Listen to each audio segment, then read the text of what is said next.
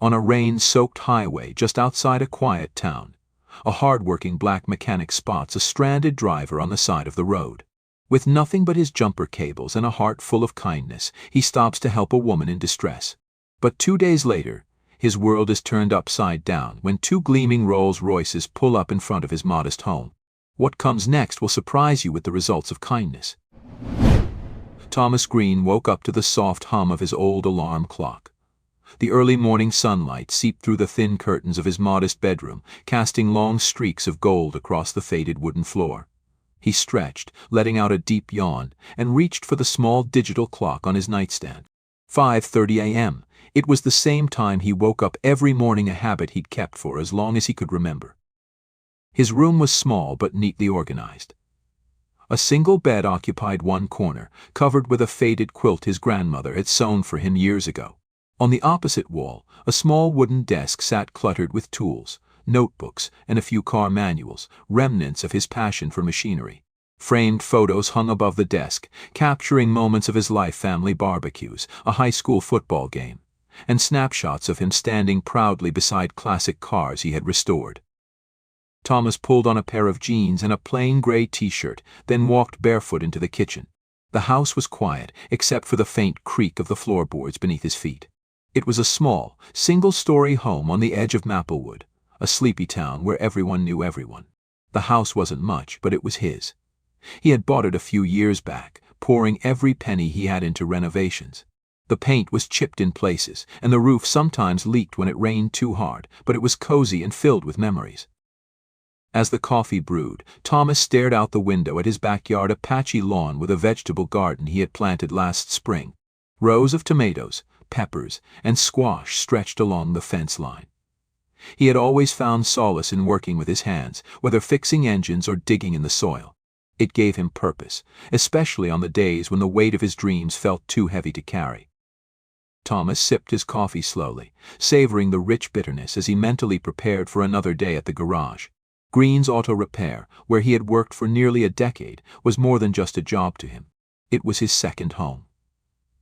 Customers came not only for repairs but also for advice, conversation, and sometimes just to escape their own lives for a little while. Despite his skills and dedication, Thomas often wondered if this was all life had to offer. He had dreams, big ones. He wanted to own his own shop someday, a place where he could work on vintage cars, and maybe even teach younger kids in the community about mechanics. But dreams like that required money, connections, and a bit of luck, none of which Thomas had in abundance. Still, he was grateful. After all, he'd come a long way from where he started. Growing up, life hadn't been easy. His parents had passed away when he was a teenager, leaving him to fend for himself. He had learned quickly how to work hard and survive, but the struggles had left him cautious, hesitant to believe that good fortune could ever truly find him. By the time he arrived at the garage, the sun had risen, casting a warm glow over Maplewood's main street. The garage was small and weathered, but it was always busy. The air inside smelled of motor oil, rubber, and grease, scents that Thomas found oddly comforting. He greeted his boss, Carl, with a nod and a grin before slipping into his coveralls and getting to work. Throughout the morning, he worked tirelessly, tuning engines, replacing worn-out parts, and troubleshooting electrical issues. The customers, many of whom had known Thomas since he was a kid, often stopped to chat. They admired his work ethic and trusted his judgment. For Thomas, that trust meant everything. Despite the satisfaction his work brought him, there were moments, usually in the late afternoons, when the garage quieted down, when Thomas would pause and let his thoughts drift. He'd lean against the workbench, wiping the grease from his hands, and picture the life he wished he could build. A larger garage with his name on the sign. A steady income. Maybe even a family of his own someday. But those were just dreams, and dreams didn't pay the bills. As the day wore on, Thomas finished his last repair and locked up the garage. He climbed into his old truck, the engine rumbling to life, and began the drive home. The streets of Maplewood were mostly empty by then, the fading sunlight giving way to the dim glow of streetlights. Pulling into his driveway, Thomas parked and sat for a moment, letting the day's exhaustion settle into his bones. He had done this routine countless times, but something about this evening felt different, like the calm before a storm. He didn't know that his life was about to change forever. The sky darkened as Thomas Green turned onto the winding back road that led home.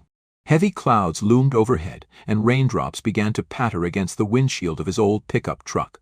The wipers squeaked rhythmically, fighting to clear the view as the storm intensified. Thomas leaned forward slightly, his hands steady on the wheel. He knew these roads like the back of his hand, but the rain made visibility worse with every passing minute. Streetlights were sparse out here, and the world beyond his headlights was swallowed by shadows and mist. Just as he rounded a sharp bend, a pair of flashing hazard lights pierced through the downpour. Squinting through the rain, Thomas slowed his truck. A sleek black sedan was parked awkwardly on the side of the road, its front hood popped open. Next to it, a figure stood huddled under a thin denim jacket, arms wrapped tightly around herself as the rain poured down. Thomas's first instinct was to keep driving. It had been a long day, and all he wanted was to get home, dry off and relax. But something about the way the woman stood there so vulnerable and out of place in the storm made him hesitate. "Come on, Thomas," he muttered to himself. "Don't be that guy." With a sigh, he flipped on his turn signal and pulled over a few yards ahead of the stranded car.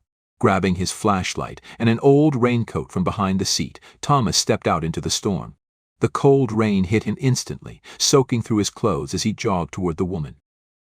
She turned as he approached, her face partially obscured by wet strands of hair sticking to her cheeks. Even through the rain and dim light, Thomas could see the relief and apprehension in her eyes. "Need some help?" he called out, raising his voice to be heard over the rain. "Yes, please," she replied, her voice trembling. "I think it's the battery. The car just died, and I can't get it to start." Thomas nodded, already assessing the situation as he stepped closer. "Let's take a look."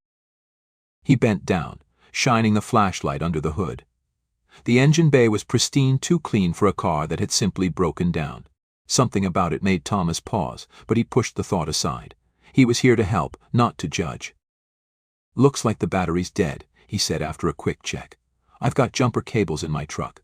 We'll have you back on the road in no time." The woman exhaled sharply, a mixture of relief and exhaustion. "Thank you so much. I didn't know what I was going to do out here." "No worries," Thomas said with a small smile. "It happens." He jogged back to his truck, retrieved the cables, and returned to her car. The rain continued to pour, soaking through his jacket and chilling him to the bone. But Thomas barely noticed. Years of working in garages had taught him to focus on the task at hand. Within minutes he had the cables hooked up and the sedan's engine roaring back to life. The woman's face lit up, her earlier fear replaced by gratitude. "You're a lifesaver," she said, hugging her jacket tighter. Thomas waved off her thanks. "It's nothing. Just pay it forward one day." The woman hesitated, then extended her hand. "I'm Elena," she said. "Elena Parker." Thomas shook her hand, surprised at how firm her grip was despite the situation. "Thomas Green." "Thomas," Elena repeated, almost as if committing the name to memory. "I can't thank you enough, really. Let me pay you." "No need," Thomas interrupted, stepping back and wiping his hands on his jeans. "Just glad you're safe. Drive carefully, okay?" Elena looked like she wanted to argue, but instead she nodded. "Thank you again." Thomas watched as she climbed back into the car and drove off into the rain, her taillights disappearing into the storm. For a moment he stood there, the sound of the rain filling the silence. Then, shaking off the chill, he climbed back into his truck and headed home. By the time he walked through his front door, he was drenched and exhausted. He peeled off his wet clothes, tossed them into the laundry hamper, and sank onto the worn couch in his living room. The encounter lingered in his mind, but he brushed it aside as just another day. After all, he'd helped plenty of people over the years. He had no idea that this time, everything was about to change. Thomas woke up 2 days later, expecting nothing more than another ordinary Saturday. But life had other plans. As he sipped his morning coffee and stared out the kitchen window, his phone buzzed on the counter. He grabbed it, expecting a text from his boss or one of his neighbors. Instead, it was a call. "Thomas, you need to get home." "Right now," his neighbor's voice came through, sharp and urgent. Thomas frowned. "What's going on?" "There are 2 Royces parked in front of your house." Thomas blinked. What? I'm serious, man. Get over here. I think it's something big. Curiosity and concern collided in his chest as Thomas hung up and grabbed his keys. He couldn't shake the feeling that this had something to do with the woman in the rain. By the time he pulled into his driveway, his jaw dropped. 2 gleaming black Royces sat parked in front of his house, their polished exteriors gleaming even under the cloudy sky. A small group of people in sharp suits stood nearby, their expressions unreadable as they turned to watch him approach. Thomas's heart pounded in his chest. He stepped out of his truck cautiously, his boots crunching on the gravel. Before he could speak, one of the suited men stepped forward, extending a hand.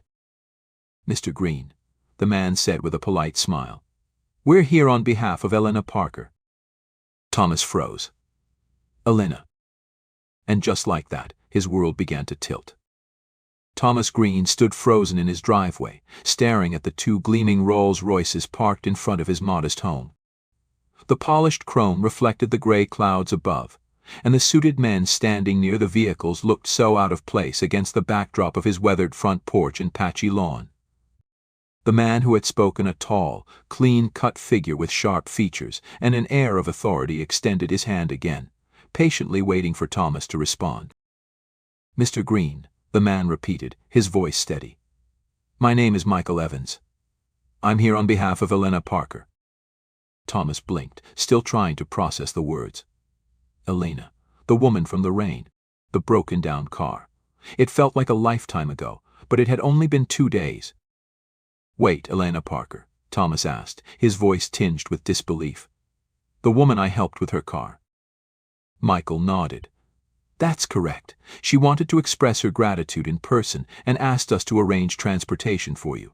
If you're willing, we'd like to take you to meet her now." Thomas stared at the man, then at the Royces. Everything about this felt surreal, like something out of a movie. He half expected cameras to pop out of the bushes, revealing it all as some elaborate prank. "I don't get it," Thomas said, narrowing his eyes. "She already thanked me that night.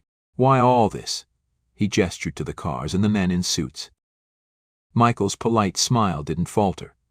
"Miss, Parker believes in showing appreciation in meaningful ways. She felt your kindness deserved more than just words." Thomas ran a hand through his short-cropped hair, still struggling to wrap his head around the situation.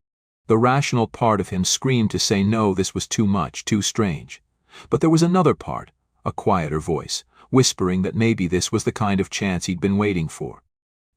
After a long pause, Thomas straightened his shoulders and nodded. "All right," he said, his voice steady despite the storm of questions swirling in his mind. "Let's go." Michael's smile widened. "Excellent. Please follow me." One of the drivers stepped forward and opened the door to the nearest Royce. Thomas hesitated for only a moment before sliding into the plush leather seat. The scent of expensive leather and polished wood filled his senses, so far removed from the smell of motor oil and rust he was used to. The car pulled away smoothly, and as they drove through Maplewood, Thomas stared out the tinted windows. The familiar streets of his small town blurred by, giving way to rolling hills and sprawling estates he had only ever seen from a distance. The farther they went, the more out of place Thomas felt. "Where are we going?" he finally asked. Michael, seated across from him, folded his hands neatly in his lap. "To Ms. Parker's estate. It's about an hour outside of town." Thomas let out a low whistle. "An estate, huh? Guess she's doing pretty well for herself." Michael chuckled softly. "You could say that. Miss Parker is the CEO of Parker Global Enterprises. She inherited the company from her father and expanded it into one of the largest private firms in the country." Thomas's eyes widened. "Wait, what?" And she was just stranded on the side of the road. "Believe it or not, it happens," Michael said with a knowing smile. "Even the most prepared people can have bad luck."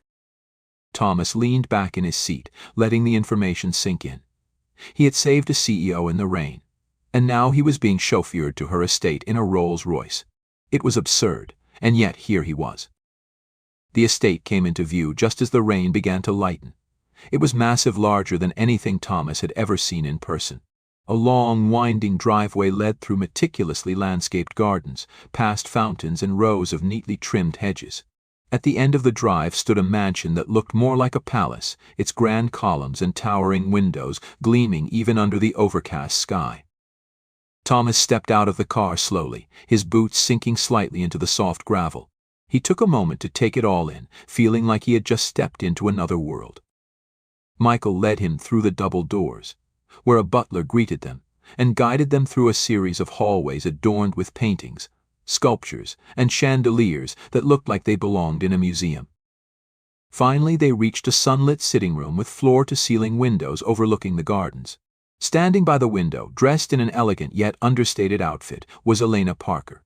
She turned as they entered, a warm smile spreading across her face. "Thomas," she said, stepping forward, "I'm so glad you came." Thomas cleared his throat, suddenly very aware of his worn jeans and scuffed boots. Thanks for inviting me, I guess. Though I'm still not sure what's going on here." Elena laughed lightly, putting him at ease. "I imagine this is a lot to take in." She gestured to the room. "Please sit down. Let me explain." Thomas sank into one of the oversized chairs, doing his best not to fidget. Elena sat across from him, her expression softening.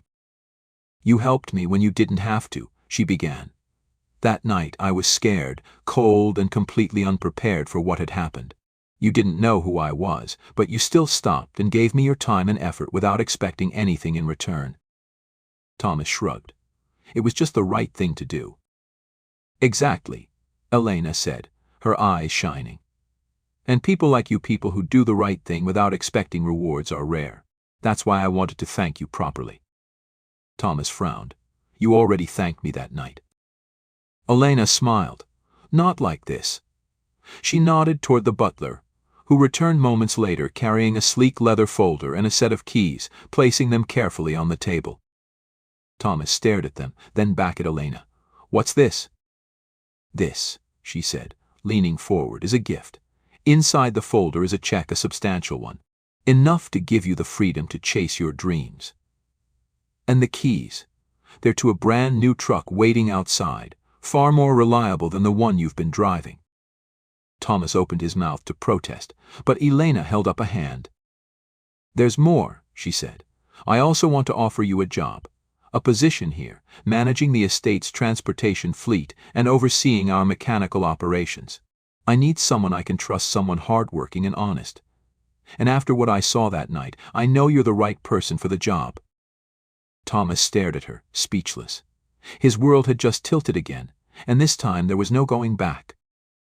Thomas Green sat frozen in the oversized leather chair, staring at the leather folder and the gleaming set of keys resting on the polished coffee table. The air in the room felt heavier now, as if the weight of Elena Parker's offer had settled into every corner. A check.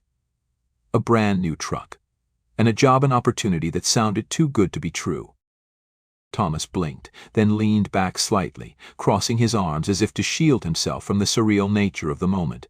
He had spent years in greasy coveralls, his hands blackened with oil and grime, working paycheck to paycheck.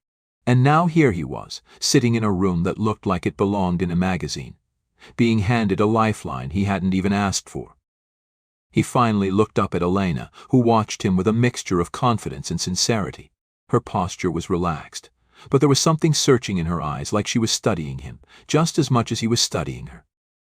"Elena," Thomas started, his voice steady despite the storm of emotions swirling inside him. "I don't know what to say. This is a lot." She smiled softly and leaned forward, resting her elbows on her knees. "I know it is, and I don't expect an answer right away. But I want you to know I'm serious. This isn't charity, Thomas. It's an opportunity, one I think you deserve." Thomas let out a breath, running a hand over his short-cropped hair. "Why me?" Elena tilted her head slightly, as if the question surprised her. "Because people like you don't come around often," she said simply. "When I was stuck on the side of that road, it would have been so easy for you to keep driving. Most people would have. But you stopped. You didn't ask for anything in return. You just helped." She paused, her gaze steady. "I've spent my life surrounded by people who only care about what they can take: money, power, influence. You reminded me that there's more to the world than that. And I need people like you in my life, in my business, people I can trust." Thomas shifted uncomfortably. "Trust?" You barely know me." "I know enough," Elena said, her voice firm. "And I've done my homework." Thomas's eyes narrowed. "What do you mean?" Elena leaned back slightly, offering a small smile. "After that night, I wanted to know more about the man who helped me, so I made a few calls. Turns out you have a reputation in Maplewood, not just for fixing cars, but for helping people. Carl at the garage said he doesn't know what he'd do without you. Your neighbors told me you're the first one to show up when someone's in trouble and the last one to leave when the work's not done." Thomas swallowed hard, unsure how to feel about being researched. Part of him bristled at the idea, but another part, the part that had spent so long feeling invisible, felt an unexpected twinge of pride. "And what about my past?" he asked quietly. "The struggles? The mistakes? Did you find out about those too?" Elena's expression softened. "Everyone has a past, Thomas. But what matters to me is who you are now and who you could be if given the chance."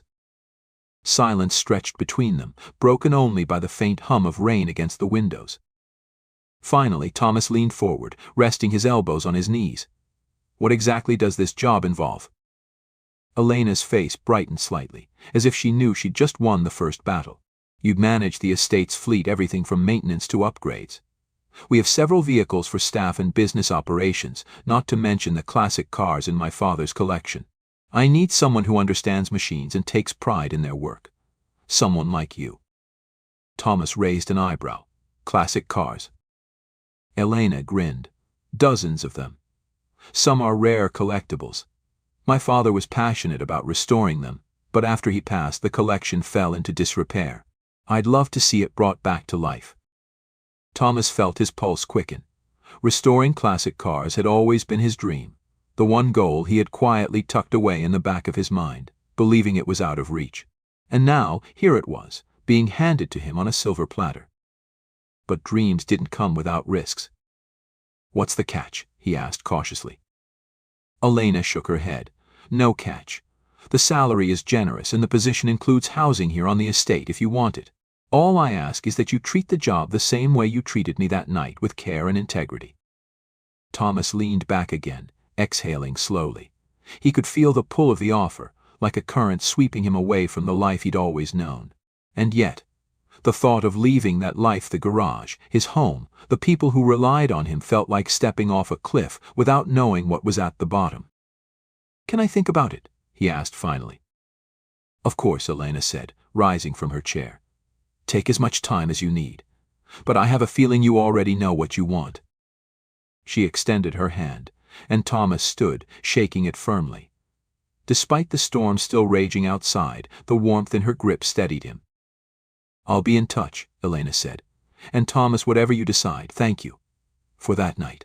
And for trusting me enough to come here today." Thomas nodded, still unsure of what the future held, but feeling, for the first time in years, that maybe, just maybe, his life was about to change for the better. As he left the estate and climbed back into the Rolls-Royce, his reflection stared back at him in the rearview mirror, a man caught between the past and the future, ready to face whatever came next. Join us to share meaningful stories by hitting the like and subscribe buttons. Don't forget to turn on the notification bell to start your day with profound lessons and heartfelt empathy.